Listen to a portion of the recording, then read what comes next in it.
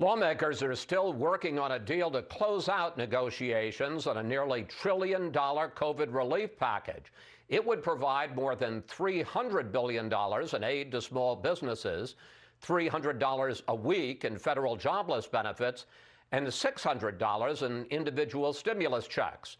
Joining us now from Capitol Hill, the number 3 Republican in the Senate, John Barasso.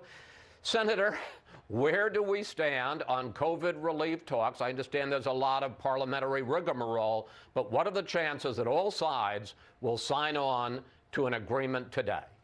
This gets done today. No more delays. We're not leaving until we have relief for the American people. People are hurting, people need help, and there are 2 things we need to do to write this final chapter on coronavirus. And the one is to get people vaccinated. We're doing that now. 20 million people will be vaccinated by the end of this, by New Year's Eve. But we need to provide help for the American public, people who've been struggling, until we get enough people vaccinated that we can fully get the economy back on track. And that means people back to work and kids back to school. So direct payment checks to the American people, $600. For people who are watching, Chris, if they got a check last time, they will get a check again this time, adults and children. For people who are out of work through no fault of their own, $300 a week for enhanced unemployment going into next year.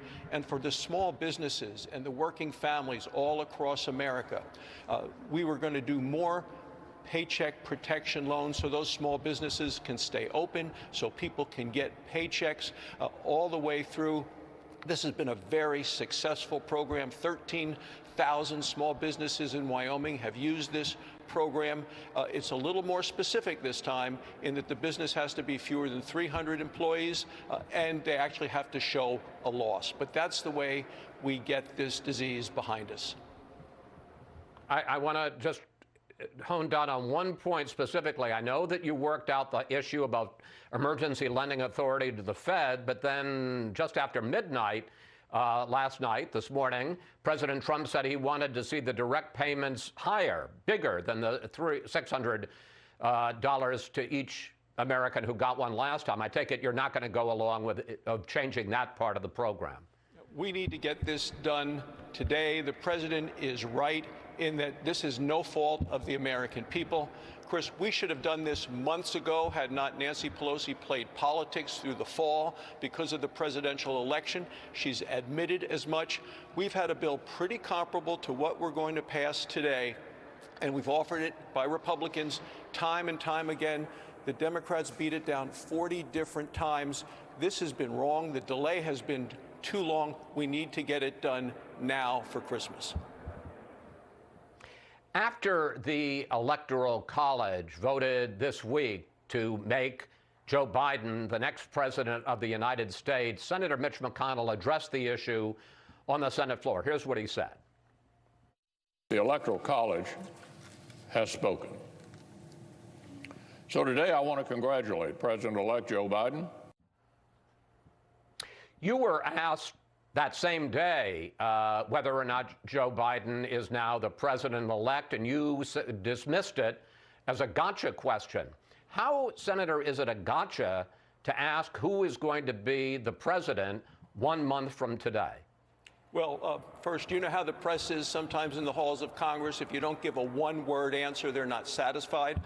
I talked to them about the fact of the Constitution, Article 2, Section 1, and the 12th Amendment to the Constitution. And I accept what has happened in the election and with the Electoral College. I was one of over 70% of the people of Wyoming proud to help and vote for President Trump. Over 70 million Americans have done that. He's done remarkable things. I don't believe we would have a vaccine today if it weren't for President Trump's determination. And all of those things. So it didn't turn out the way I wanted it to, but the Electoral College has now certified the election. We have the Constitution, and I accept the outcome of the election. Well, so let me ask you directly. Will Joe Biden be the next president of the United States? Yes, he will. You accept that? I do. Okay.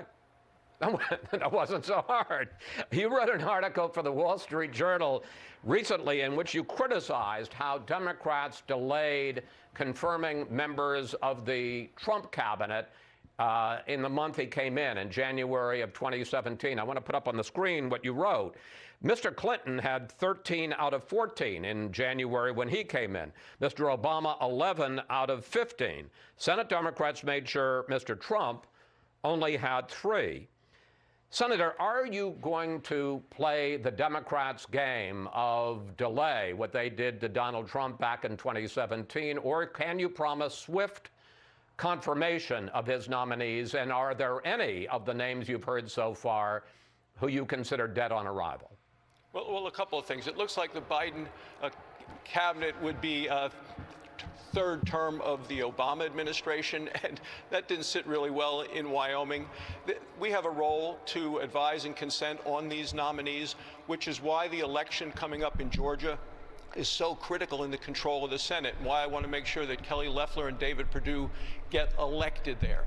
Because if you want accountability and not just a rubber stamp for a Joe Biden cabinet, you need to have people like me as chairman of the Energy Committee. So we'll have hearings, ask the tough questions, but we are not going to forget what happened with President Trump's administration and the delayed process that went through it. So it's not going to be a garden party if the Republicans are in the majority. These nominees are going to have to run the gauntlet.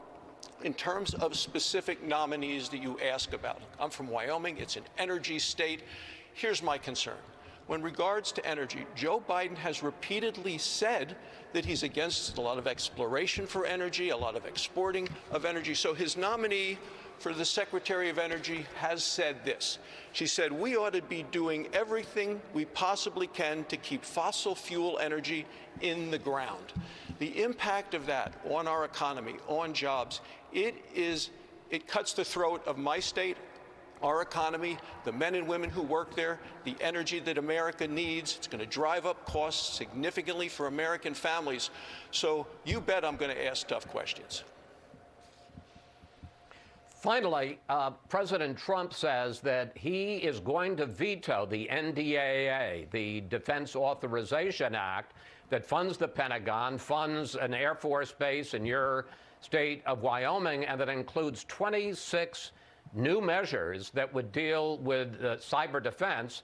This, of course, in the wake of this terrible cyber hack that we've had this week. If the president goes ahead with his promise, and he says he's going to veto it, and he would have to by this Wednesday, will you vote to override that veto, sir? Well, first, I would discourage him from vetoing. I would encourage him to sign it, especially with this new cyber hack where we were blindsided. Chris, as a nation, 6 different agencies have been attacked in our government, and this has been going on since March. We need to have a forceful, effective, punishing response so people pay a price for this, think twice about doing it again. And one of the things that the president could do, in spite of his concerns about the National Defense Authorization Act, is to sign this, let this bill become law. That's what my recommendation is to the president, so he doesn't face the situation of a veto override. And in 15 seconds, will you personally, if he goes ahead and vetoes as he says he will you vote to override, sir? We need to have this signed into law. I'm encouraging the president to do that. If it comes to the House and to the Senate, I'm going to be in a position where I'm going to have to make that decision. It would be much better for the country for the president to sign it. Senator Barasso, thank you. Thanks for joining us. Good luck on coming up with that deal you promised for today on COVID relief, and happy holidays, sir. We're going to get it done. Merry Christmas, Chris. Thank you.